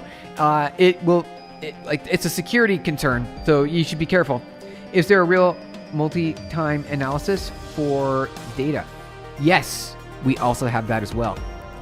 PubNub Insights. So we've got, let me see if there's any images here. We've got, yes. So we added that as well.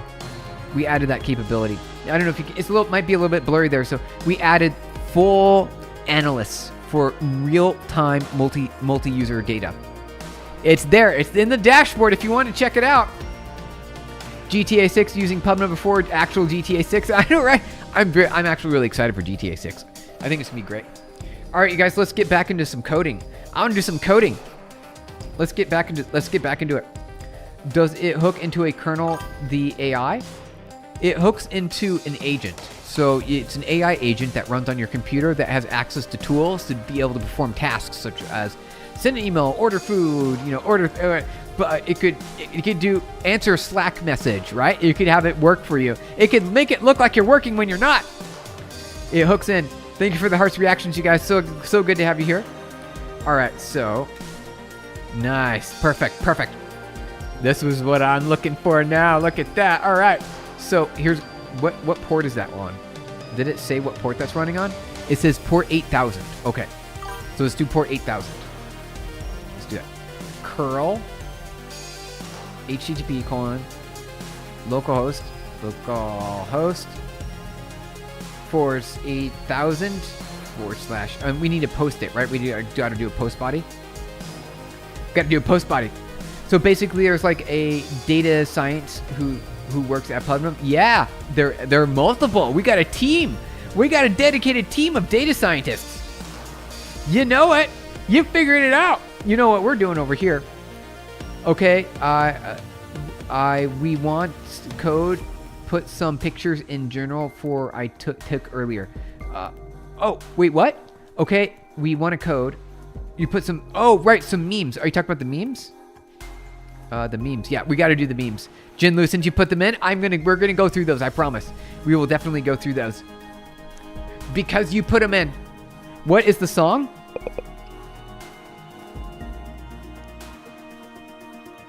It is Heaven and Hell by Jeremy Blake.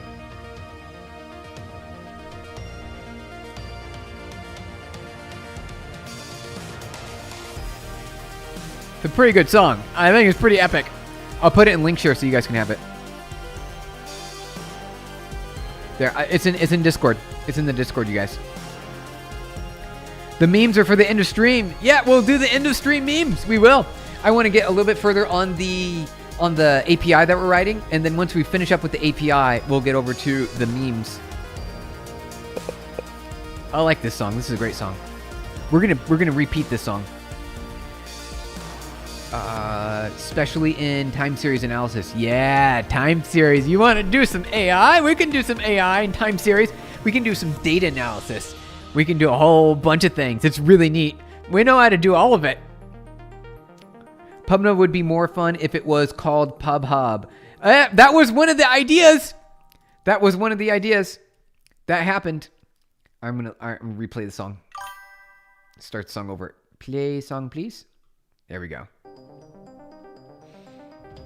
That was actually one of the original name ideas. It was on the list. PubHub, it was on the list. That was over a decade ago, though. That was over a decade. Drift Junkie, you know it. Do you guys have any junior devs? We do. You can, and then also, I don't know if we have any necessarily like any junior roles open. However, always give it a shot. So click on careers, scroll down, and you can see our available options. Listening for my basic understanding. Sounds good. I'm just joking about the name, of course. You do you. We did. You know what? You and I were thinking of the same thing. We thought about that many years ago. We had a lot of ideas. It had to be around publish subscribe, right? So PubHub would have been a good one. We did PubNub because it was unique. No other name on the entire internet or in the entire world has that name. It is uniquely us. So if you search for it, you will only find PubNub. Yeah, I checked it out. It has good enough. Junior still exists. It's happening. It's still happening. Golden. All right, let's get back into our code, and then we will wrap up some of the code here. So I need to do a post, right? So -d, so -x post -d hello. See if that works. Object not iterable. Must be a dictionary? Really? Wait, oh, on what line? JSON encode, serialize, await serialized response, await request. Let's go up higher. Where did that happen at? This is a lot of stuff. Self.app, await, result await, var objects, data var objects. Where is that at? NumPy, float 32. Oh. All right. So what if we just say return text? We'll leave that out for now. We'll do this. You have an MCP server? We sure do. Yeah, we do. We have an MCP server. Check this out. All right, so you go over here, right around here. Here we go. So we got MPC server right. Where'd it go? I sure hope it's there. There it is, right here. So you can see we got our MCP server right here. So you just go over. So you got Zapier, you got Stack Overflow, got Wix, Intercom, Vercel. You got PubNub right here. Right here, you guys, MCP server. Yep, you just go to github.com/MCP. And then you search for PubNub, PUBNUB. Press enter. And there you go. I'll post that onto the Discord under link share. Where'd it go? Tab link. There we go. Yeah, MCP. That's a great approach. Be unique. Yeah, exactly. That's right, PubNub. Exactly. All right, let's get back to our code. All right, is that going to run?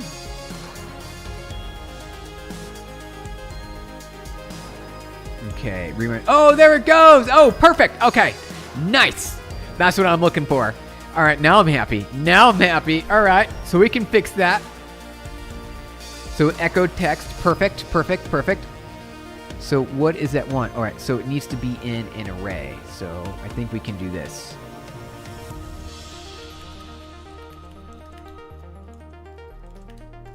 Reloading, reloading, warning, reloading. Check general, by the way. I sent something to look at. Okay, gen loop. Absolutely, let's do it. Let's make it happen. Let's go into general. Wait, is it the cool stream?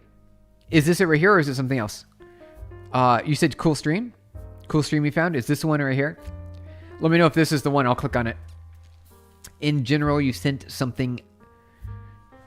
Check general, by the way. I sent something. Yep, is that what? Let me know if that's what right there. All right, you guys, let's get back into our code. So if that was it, then I'll click on it. I will click on it. Or if it's something else, let me know. Was it something else? It seems like that was it. Because we already looked through the code previously.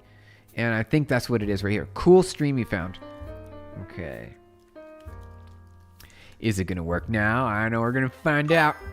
You're in link share. Oh, sorry. Thank you. Ha. I know how to use the computer. I sure do. I know how to use it. Oh, look at that. This is your photo from, you went outside and you took a picture and it's nighttime and there's a street light. And then you took some other pictures of the street light and it's very pretty. It's very pretty.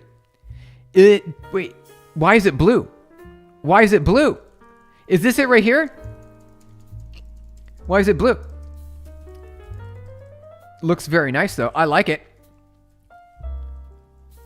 Very nice. Let's give induce seizure. Induce the seizure. Cinnamon. Color template. Oh, color temperature. Got it. Okay. Got it. Because the it's like the branches move ever so slightly. Just a little bit of branch movement there. Just a smidge of the branch movement. It looks great. I like it. It's a vibe. It's a vibe. Okay, let's keep. That was great. Thank you. Thank you. Hey, check out this picture I put in. That was it. Yeah, it was windy. Oh, got it. Okay. All right, so let's see if that works. Curl post hello. Internal server error. NumPy object not iterable. Well, it's text though. It's text, right? That should work perfectly fine.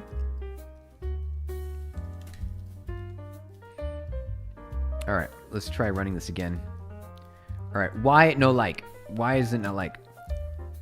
Let's see here. JSON encoder line in not. That's not a file that I'm even. It's not even a file that I have to deal with. It would be nice if it showed me where my problem was. Like where did I go wrong? So I know what, good news is I know what line it's on, right? We know what line it's on.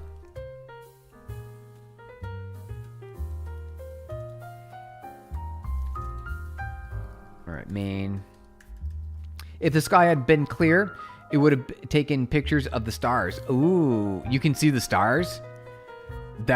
That's always very nice to be able to see the stars. Yeah, if you're in the city, it's hard to see the stars. If you don't have too many lights around you, the stars are great. The stars are beautiful. How's it going there, Lumina? Good to see you. About to make a Security Plus exam. Oh, okay. No, it's off topic. What would you recommend after I certify and do a good amount of labs? Next step. Coding is scary, being green as I am. Well, the good news is the AI does the coding for you now, right? So you don't necessarily really need to do much of the writing code anymore. It's already good enough to be able to take care of pretty much the majority of jobs. Obviously, there are challenges that from a security concern, you're taking a security exam right now. When you use the Vibe coders, Claude, Gemini, Codex, Grok, a whole bunch of different options available, right? They can write code that works and it functions and it does what you want. It might be insecure. My recommendation, Lumina, if you want to take the next step, is you need to build an app. You got to build an app. That's the next step. Build an app. Build something. Well, the light pollution near isn't that bad. You would also use astrophotography. Oh, you could use astrophotography mode? What kind of phone do you have? AI, I think I do you like shallow coding. That sounds like a good idea. Go for it. Make it happen. I like that idea. All right, so why is it causing errors? I need to figure out this. All right, so it doesn't like this. Oh, because this. My Vibe already takes care of it. Sentence needs to be, there we go. Although that's going to do exactly the same thing, so it's not really going to make a difference. Reload. Google Pixel 9a. That sounds like a good one. The FBI is always hiring. That's a good one. You could, join over in the Federal Bureau. All right, so what is the challenge here? All right, so it keeps having a problem. Is it because of some other reason? Here, so this part works fine when it's this way. That part works completely fine. So here's what I'm going to do. I'm going to return this and make sure that works. Thank you for the hearts, you guys. Appreciate it. What if you... Wait. Dude, if you want, use like time series. Time series? Time series data? Yeah. What about it? What about time series data? Can you get that Discord one more time? Thanks. You're an awesome man.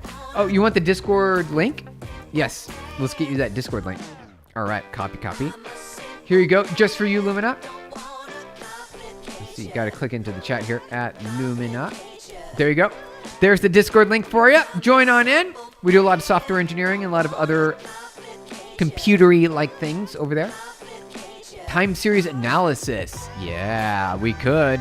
You're talking about like, you can even do stock quote, right? You could do some stock quote analysis, right? Because as time series, the stock price goes up and down over time. You can analyze that stock data and you can make some decisions. What are you building, bro? How's it going there? Boko. Welcome on in. We are building a really powerful AI that allows you to, without training any further, create your own classifications in any language, 100 languages. It will classify the text. You could say, this text is not safe for work, or this text is, and we're going to make it really easy and simple. And it's going to allow you to build your own API, and you don't have to write any code. You'll be able to build your own API, use AI. It'll be really powerful. It's going to be great. It's really great. Although right now it's not working, so we got to fix it. You can see we got some problems right here, and it's a big problem because it's just not doing what I want. So we are going to instead return this and see if that works. Because I think the problem is this part right here. That's the problem. Can I share the code? Sure, Laptop Doctor, sounds good. Laptop Doctor, let's do it. Like a quick project on time series, may I suggest like a library? Yes, all right, so there's a really easy one called Scikit-learn, and you can do a lot of time series really quickly, really easily with Scikit-learn. I really like the SVR, SVM, so Scikit-learn, SVR. That's what I recommend. Since you're working on Python, Amazing. I think it's going to be great. It's going to be great. Really excited about it. Oh, wait, what's it called? You said Econometron is your favorite. Econometron? Econometron Python? Is it? Is that it? I don't think it's, did I type it right? Did you type it right? I like your name, Econometron. That's a great name. That's a great name. Although it's not showing up here. Econometron. Is that right? Oh, here it is. Econometron, a Python package for economic and time series analysis. Hey, all right. Designed for modeling time series, dynamic stochastic general equilibrium. Model solving, estimation, provides a wide range for researchers. That's pretty great. I've never used this before. Does it do regression? It does. Autoregressive. Hey, look at that. All right. Hey, look at, that's great. It looks like they make it really easy. Data model fit. That's right. So they're probably using a support vector machine under the hood. So a simple single layer neural network, a single hidden layer neural network. So it's basically machine learning. You're basically doing machine learning here. I've built this before from scratch. I've also used, libraries and things. This is great. Thank you for the reference. I didn't even know this library existed. Sent one of your Astro photos in general chat. All right, Jinlu, let's check it out. Hey, appreciate it. I like this. This is awesome. Thank you. Thank you for sharing this. Econometron. That is a great, even the subtitles can get it right? The subtitles, Econometron. That's great. Okay. Oh, did you take this with your phone? This is beautiful. What's going on here? What's this nebulous looking thing? And what's this cluster? What's this cluster right here? Is that a galaxy or is that a planet? Can you see that right here, you guys? Is your phone capturing galaxies? Jin Lu. Yeah, on a tripod. Are you serious? On a phone? I don't know if you guys can see this. It's really neat. It's just really neat. It's on our Discord, Jin. Possibly. It looks like it. I'm looking at it right there. I can see something right there, right here, and right here. The rest look like stars in our galaxy. These other ones look like other remote galaxies. It took 4 minutes to take, so it actually probably is some galaxies, you guys. With a phone. Who knew? To fix your code, you need to convert NumPy types into Python native types before returning. Oh. So that's what's going on. So this will cause an error as well. So let's save that. And if I run this, it'll cause an error as well. Will it? Let's find out. You're right. Hey, Golden, thank you so much. Thank you. That solves the problem we were trying to work on. Okay. So we won't be able to finish this today. However, what we'll do is we'll make the fix. So you said, all right, so we did NumPy. So we are returning NumPy. Let's go back to Vibe. So we did NumPy. How do we convert it to, what if we don't do NumPy? What if we do that? Okay, let's try this. Let's see if it works now. Hey, look at that. Although I don't know if it's returning the data that I want. Yeah, is it? It's returning a tensor. So we need to convert it to a native Python array. Oh, hey Laura. Hey Laura Maxwell, thank you for the bronze medal. Thank you for the bronze medal. I appreciate it. That's 50 joules. Hey, good to see you. Welcome on in. It's been a while. I'm so glad you're here. We're writing some Python here, and Golden just solved our problem. It figured it out. Thank you, Golden. Appreciate it. That's so good. Laura Maxwell, my gratitude. That's so great. Thank you so much. This is awesome. The bronze medal from Laura Maxwell, you guys. All right. I want to fix this. All right. So this is the tensor. So I want to convert this tensor to a native Python array. So this is a tensor. All right, so convert PyTorch tensor to native Python array. How do we do that? Or we can just get the ordinal. Why don't we just do that? Why don't we just try to, or it's still going to be a tensor though if we do this. I think it'll still be a tensor. So I don't think that'll work. It also usually saves time lapses of 4 minutes. Let me find one. I would be curious about that. All right, so that didn't work. Let's try that again. Okay, so, oh, did our music run out? Our music did run out. Let's start some more music here, you guys. Okay. Let's see here. No, I need native. I need native serializable. Dot copy? NumPy array. I don't want it to be NumPy. It's got to be not NumPy. Non-NumPy. Or what we could do is we could do NumPy and then ask it to be that. Although that won't work either. I think that won't work either. Have you integrated MCP server in an application? Yes, I sure have. Yes, I have. A lot. Use polars. Polars? What are polars? See, it's already returning a native Python value. So why is that value? Maybe what we could do is we could just say float. We can do that. Float this. So let's see if that'll work. Return NumPy, then to list. Oh, got it. Okay, we could do that. I think float did the trick though. I think float did the trick. Since we got help from chat, you guys, thank you. Oh, you sent it? All right, let's check it out. We'll check it out. First, before we do that though, I want to check to see if this curl works. Hey, there it goes. Look at that. We did it. All right.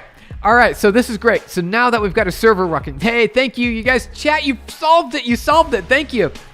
Now that we have it working, what we can do is then we can really start building on it. So tomorrow, the plan will be, we'll create a YAML file that will import, that will create classifications, and then you can post data to the API, and it will give you the score on how close it is being classified, and we'll also have like Boolean values and things like that. So we did it, you guys. We did it. Hey, what's up, Plastic Man? Hey, good to see ya. Zishan. Zishan's here, you guys. I can't believe that was watching on a recorded reel. Oh, was it? Hey, Flexab. Flex, welcome in. It was live chat work. Was it? Oh, I don't know. I'm going to check out Jinlu's next post here. Some time lapse. Look at that. It just looks so great. So is this a planet or a galaxy? That one kind of looks like a planet. Oh, that's Saturn. Okay, so it's a planet. It wasn't a galaxy. It was a planet. This is Saturn, you guys. This is Saturn. I get it. You can see Saturn. Here's the time lapse. Okay. That is fantastic. Jinlu. All right, we figured it out. It would have been cool if it was a galaxy. It just was a planet. It was just a planet. Laura Maxwell, Steve is psychic. A little bit. So good to have you guys here. Have you covered a FastAPI app to an MPC server so the endpoints become MCP tools? You can absolutely do that. That's totally fine. We can do that. HS. It's actually not that hard. That's actually one of the easier things to do because it's mostly JSON RPC over HTTP, right? So you're just passing JSON objects back and forth. You can also be streamable. Wait, I caught Saturn on camera. You sure did. It's right here. Right here. It's this one right here. I'm pretty sure because you can see the rings. You can kind of see the rings. You have to zoom in on it though. It looks like Saturn. You need a telescope. Yeah, you sure did. What language is this? Rust or C? It is Python. Hey, Lucas. Hey, Lucas, welcome on in. We're working on Python. Lava City, thank you for subscribing. Welcome on in. Good to see you. So good to have you guys here. All right, so before we head out, we're going to be doing some memes. Those of you who are new to the channel, my name is Stephen Blum. I'm the CTO at PubNub. I started the company many years ago, over a decade now. We raised 134 million. Venture capital, we are at a Series E, over 1 billion connected devices on my network, 68 patent claims that have been granted. That's right, I have 68 patent claims, 25 years in tech. Love your enthusiasm, just subscribe. Thank you for your subscription. Nice to know. Yeah, thank you. You can see the rings, right? Now that you pointed out. Exactly, 2010. Ooh, yeah. We are, it has been a while. It's been a while. All right, you guys, we're going to wrap up here. Hey, HV Gamer, thank you for subscribing. Welcome on in. Good to have you here. We're live streaming. This is a coding channel, so we do a lot of software engineering. We've been in the business for a while, so I'll be happy to tell you what worked for me. You're learning Python as we speak. Hey, current major work, like rioters in programming, SQL database and other things. Flex, nice. That is great. We use Python at my company as well for the admin dashboard, and we use SQL. We use a lot of databases. We use Postgres. We use Redis. Redis is kind of more of a cache. You could call it a database. We've got a ClickHouse, Trino. We use Presto. We use a whole bunch of things. A whole bunch of data warehousing things. OLAP, Cassandra, just a bunch of stuff. Give Econometron a star. Oh, sure. All right. Did you write Econometronics? Did you write Econometron? All right. Where did I put that? Did I leave it up or did I close it? I think I might have closed it. Yeah, I might have closed it. All right, let's do it. Econometron Python. Here we go. Where is the repository? I have to find it. Homepage, maybe? Nope. GitHub. Here we go. All right, I'm clicking the star. It's only got 2 stars. Hey, now it's got 3 stars. I added 33% to your star count. Grad is okay. Nice. I'm a software engineer too. HS, nice. We are software engineers. You joined the right channel for software engineering. Well, you could work. Let's see here. We're going to do the memes of the day and we're going to wrap up, you guys. Solve the CTO's bug. You did. You solved it. Thank you. It was just a little bit of type. It was like typing. It seems like the framework should have been a little bit nicer about catching the exception rather than giving us a giant stack trace. I feel like that would have been nice, especially since we're in dev server mode, you know? You know, at least jobless that is. Are you? Hey, well, you solved it. You solved it. Thank you. Do you know any tips on ingesting large data sets fast? It depends. So if you can get a large server with a 40 gigabit fiber optic, you will be able to quickly ingest data very quickly with 40 gigabit fiber optic very quickly on a single server, no problem. If it's a very, very large amount of data, you want to split that across lots of servers that have that same uplink of 40 gigabits. So you do distributed, it could be distributed fashion. So you could do a cluster of data, a large cluster, do a large Trino cluster. Do a large Trino cluster will allow you to do ingesting your data set fast, and you'll be able to query it using SQL. Hey, Flex ABD, welcome on in. Good to see you. Thank you for subscribing. Good to have you here. I'm learning from you as we speak as well. Nice. Know all these little details. Your ADHD wants to absorb some random useful inside tips. The circle of your interests. Nice. We're learning together, you guys. We're learning together. This is great. MB was the bad writing. Hey, all good. No worries. All right, you guys, we're going to wrap up today. We'll be back tomorrow with more. Before we go, though, we're going to do some memes. We'll do some memes. We'll walk through some memes that Jinlu put on our Discord. Then we will be back tomorrow. We'll be doing more coding. More coding tomorrow, you guys. All right, on the memes section, here we go. Programmers, Rust programmers. You should switch to Rust, bro. That's pretty much, yeah, exactly. Hey, do you have used Rust yet? Do you use Rust? You should use Rust. Oh, you're not a Rust programmer? Oh, you're using Clojure? Why are you using Clojure? What's the point? Why are you doing this? You should use Rust. Oh, you're using Scala? Why would you use Scala? Elixir? No, you should use Rust. Swift? Well, Swift is kind of actually a lot like Rust. So you're kind of already using Rust if you're using Swift. Good job! I'm so down because it's pretty late. I'm happy that I got to catch you before your day's done. Nice, Flex. Good to have you here as well. Good to have you here as well. All right, let's zoom in here. All right, we'll see it. Coding is so easy.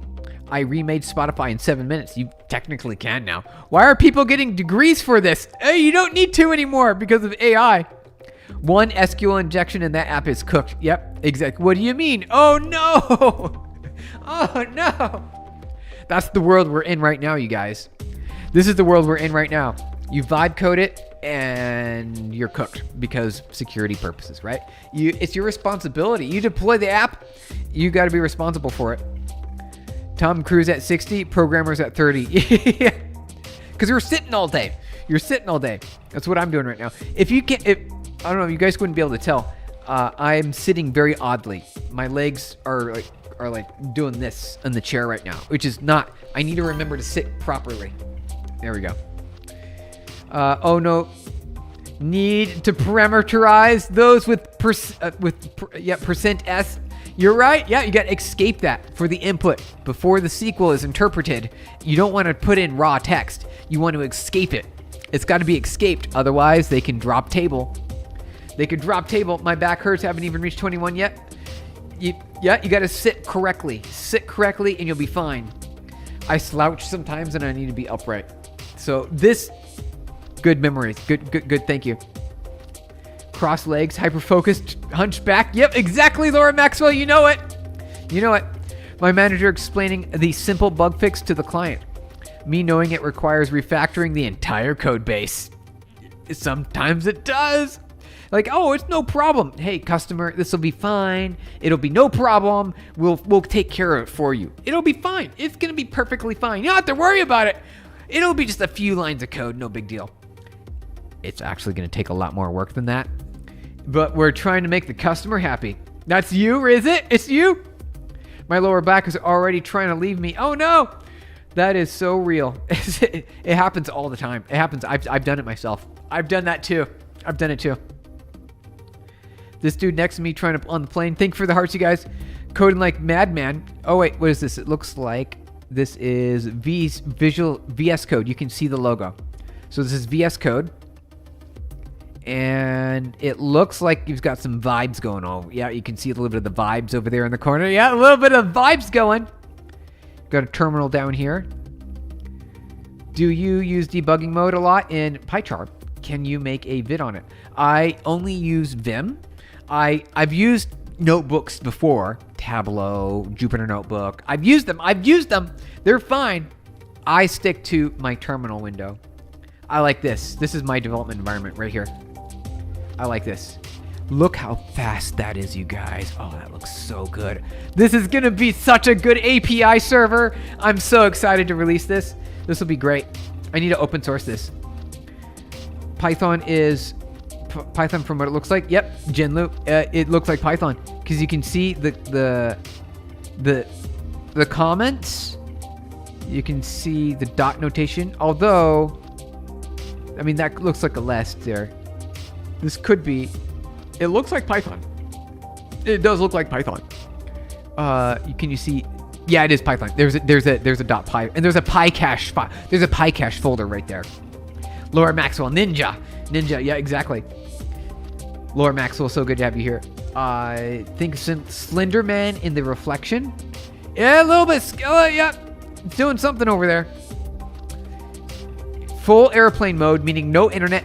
That means no AI, although you could have AI running locally. You could. No Stack Overflow, no documentation, just churning out code from memory, carefully reading and reflecting on error messages and fixing them and moving on. That's the way to do it. That is OG style coding right there. Do you have a Docker file with that app?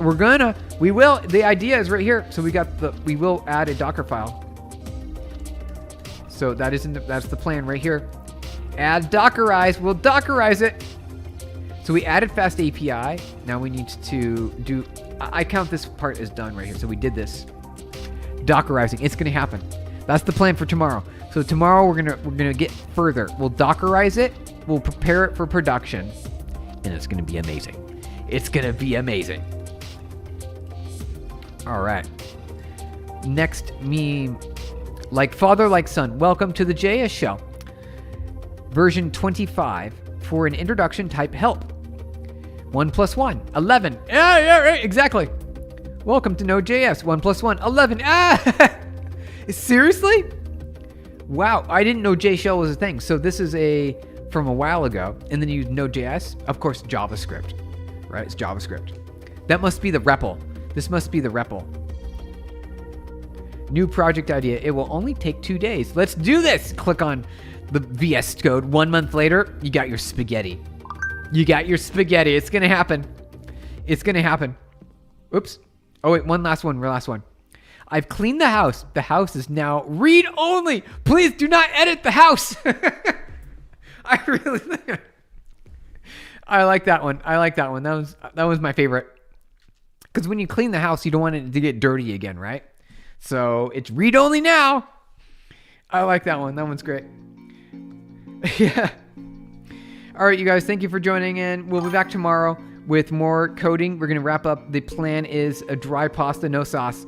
It is. You got it. It is dry pasta. Yeah, you know it. You know it. Laura Maxwell. Yeah, the house is the best one. I thought it was a great one, Jinlu. Thank you. The plan for tomorrow, we will Dockerize. We'll add a Docker file. We will add a YAML file, which allows you to reference your Docker file. It will be referenced in your Docker file, so you only have to build your Docker file once. Whoa, you sent 100. Laura Maxwell, thank you for the 100. That is great. Appreciate it. My gratitude to you. It's so good to have you here. You're so generous. You're so generous. I think it's so good to have you here. Air, have a good one. Your sleep soon, Jinlu. Thank you for all the interactions today. Jinlu, you made the stream really great today. Appreciate it. It was a lot of fun. Could add 10 garlic to the pasta sauce. We could. Good night, everyone. We're headed out. We'll be back tomorrow. See ya. We'll be back tomorrow around the same time, a little bit later in the afternoon because we have a lot of meetings in the day. But we will be back tomorrow, and the plan is we'll continue onward. Been a great time, Flex. Thank you, Flex. Appreciate it. All the garlic. Good night, everyone. Back tomorrow. See you guys. See you tomorrow.